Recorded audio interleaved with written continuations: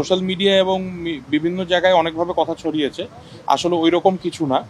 But যেহেতু বয়স হয়েছে বাবার এবং কাজের চাপটাও একটু বেশি ছিল, আমরা রোজাটা ভেঙে নামাজটা পড়তে যাই। মাগরিবের নামাজ শুরু করে দ্বিতীয় রাকাতে গিয়ে ওনার খুব সম্ভবত মাথা খুব জোরে ব্যথা করে ওঠে আর কি।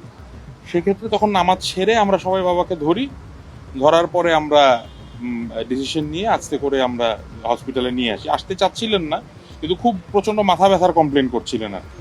এখানে আসার পরে আমাদের শাহাবুদ্দিন আঙ্কেল ওনার সাথে কথা হলো, উনি পরে বাকিটা ম্যানেজ করলে এবং বাকিটা তো ওনার কাছ থেকে শুনেছেন ইনশাল্লাহ। তো ওরকম মানে সোশ্যাল মিডিয়া এবং বিভিন্ন জায়গায় অনেকভাবে কথা ছড়িয়েছে, আসলে ওই রকম কিছু না।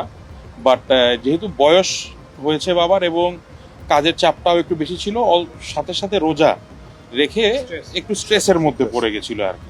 তো আলহামদুলিল্লাহ আমি মনে করি বাবা অনেকটা ভালো আছেন এখন আপনাদের দোয়ায় এবং আল্লাহর অশেষ রহমতে।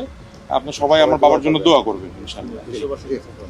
দেশবাসীর কাছে বাবা দোয়া আছে। বাবা বলেছে আমাকে সার্জারির আগেও আমাকে জিজ্ঞেস করছিল আর কি যে কি অবস্থা সব। আমি তুমি চিন্তা করো না, তুমি আগে সুস্থ হয়ে উঠো, আমরা ইনশাআল্লাহ দেখব।